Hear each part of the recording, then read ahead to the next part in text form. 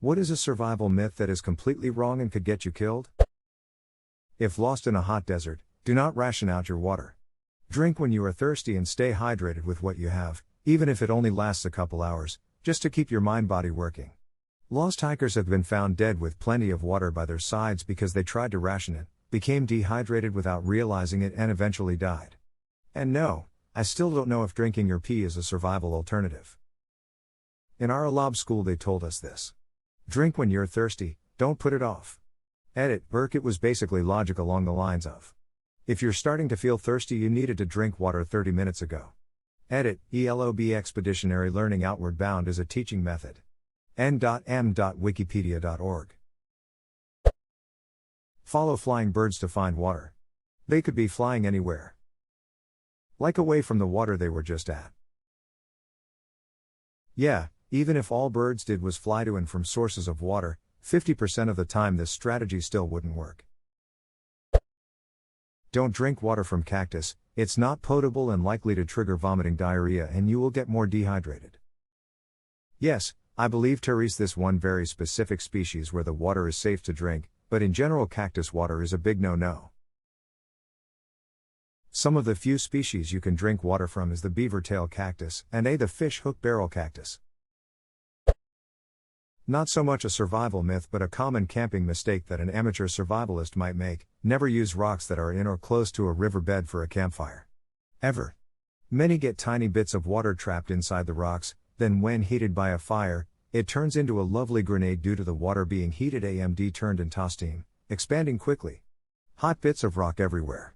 People like river rocks because they are smooth and easy to cook off of and they look cool, but they are crazy dangerous. Plenty of rocks all around. Find another. We found this out in Scouts when I was around 12. I'm amazed no one got hurt. Everyone just thought it was cool. 12-year-olds are masters of not dying from stuff that should have killed them. The saying says God watches over children and fools. So foolish children must be the most divinely protected group on the planet. Can confirm, didn't die age 12 after falling in a hole. Timmy? Punching the biggest guy in prison on your first day. Real talk from an actual former criminal, your best bet in jail prison is to just be normal and blend in. It isn't as extreme as media makes it out to be. If you're nice and chill, do they leave you alone? Do not try to leave a deserted island if you are stuck, you will almost certainly die before someone spots you. Don't tie a rope around your waist and expect it to save you from a fall. Sure, it might prevent you from hitting the ground, but you can still damage your internal organs and break your back doing this. Safety harnesses go around your hips and legs, not your waist. Ducking Dark Knight Rises. If a bear finds you, run downhill. They can't run downhill. I have to imagine some asshole started this when he wanted to watch his other asshole friend get mauled to death. They can absolutely run downhill and they are shockingly fast. They can also run up trees terrifyingly fast as well. FYI, the mama bear thing really applies to brown bears. Black bear attacks are incredibly rare and usually only from hungry and/or aggressive males. I've done a lot of wildlife photography of bears and I've spoken to a lot of wildlife biologists about this. When I photograph black bears and their cubs, they are very docile. If something or you spook them, they will chase their cubs up a tree and then guard the bottom of the tree. They won't attack you. If it's a male black bear, they'll likely wander on but always keep distance. If you encounter a black bear, make as much noise as possible and make yourself seem as big as possible. If you encounter a brown bear, start very slowly backing up. Never run away and never turn your back. If it's going to attack you and there's nothing can do, lay on your stomach with your hands over the back of your neck and play dead. They primarily attack when they are surprised or threatened. If the surprise threat is gone, they will most likely move on. But please, for the love of God, never run away and never climb a tree. The joke I heard in Boy Scouts: when in bear country, wear little bells on your clothes to make noise when hiking. The bell noise allows bears to hear them coming from a distance, so they won't be startled by you accidentally sneaking up on them, which might cause a bear to charge. Also carry a pepper spray can. Spraying the pepper into the air will irritate the bear's sensitive nose and it will run away. It is also a good idea to keep an eye out for fresh bear droppings so you have an idea if bears are in the area. People should be able to recognize the difference between black bear and grizzly bear scat. Black bear droppings are smaller and often contain berries, leaves, and possibly bits of fur. Grizzly bear droppings tend to contain small bells and smell of pepper. When hiking around northern Minnesota as a kid, my mom and grandma always made us bear scarers, ribbon bracelets with bells on them. Throughout adulthood, I always thought this was a legit method of deterring bears until I once brought it up the memory to my mom and she said, "Oh no, we just thought they were cute on you little kids." If you're driving during a tornado warning, don't get out of your car and climb up the side of an overpass to hide under a bridge. This myth became famous after amateur video of a man and his daughter hiding under an overpass, but the one they chose had some unusual construction that offered them protection in a way most don't.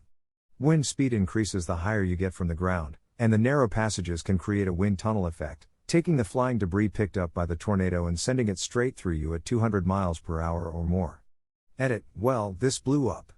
Here is the video I was referencing, actually not amateur, but taken by a TV crew during the April 24, 1991 outbreak in Kansas, U2.B. And for someone who suggested you can just outrun tornadoes because they only move at 20 miles per hour, that is definitely not true, as the 2013 El Reno tornado showed us all too tragically, U2.B. What about lying in a ditch? Genuine question. This is definitely something I learned growing up. Obviously, if your vehicle can take you to shelter before the tornado reaches you, do that instead. What I was taught is that if there are no other options, get in the ditch, get as low as possible, and protect your head as the tornado, hopefully, passes over. As for shelter, a basement or a cellar is preferable. If not, take shelter in the ground floor bathroom. The plumbing helps reinforce the walls. I've also heard to take a mattress in with you to use as cover. Debris being whipped around by high force winds is dangerous. Basically, get as low to the ground as you can, cover your head. I'm in no way a tornado expert, but I grew up in an area where tornadoes were a natural disaster we prepared for and spent many a tornado drill with my face way too close to the school's bathroom floor. In Australia we don't have basements or cellars, for majority of Australia anyway, so we're always told in cyclone season to get in a bath and put a mattress on top if possible.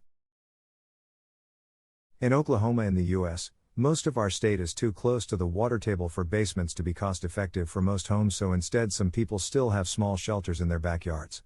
Mattress over yourself in a central bathroom bathtub is also what we've been taught here as last resort in home, laying down in a ditch if you're caught out in the open.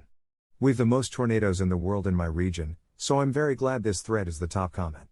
Excellent life-saving information.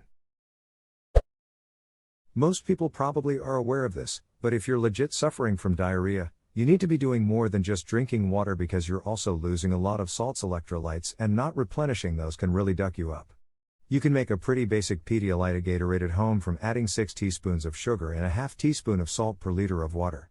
It won't taste super great, but you can throw in other flavorings to mask it like lemon juice or similar.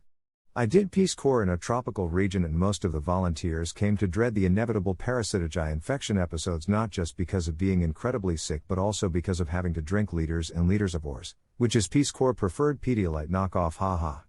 Edited to show more accurate salt and sugar amounts. I wasn't aware that Oars was the unbranded, legit name for this electrolyte cocktail, but I do mention it in the third paragraph, and I've already gotten 50 comments from people correcting me.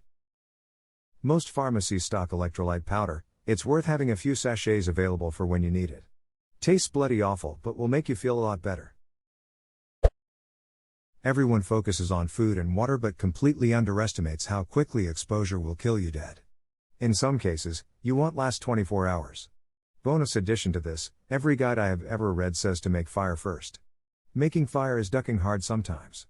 There are many environments where you flat cannot guarantee a good fire, deserts, because of lack of fuel and anything especially wet. If you get halfway through the night and realize you can't make fire, you are going to have problems. So make shelter. You can always guarantee a shelter and insulated sleeping spot. Make sure your bedding is at least 4 inches thick when you lay on it. I guarantee you'll underestimate just how bad the ground sucks the heat out of you. Make your shelter as small, thick and weatherproof as possible. Went for a survival camp in the forest with scouts once. The first shelter I made was really tall, about 4 feet, and I didn't put much insulation in it and was freezing. The next shelter I made was between 2 fallen logs and stuffed as much moss as I could in all the cracks, had about 4 inches of moss and pine needles on the ground and on the roof. I actually got too hot during the night, but I'd rather wake up in a pool of sweat than freeze my nuts off. Yep. I made a similar mistake when I was learning. TBH, that's why I wanted to mention it.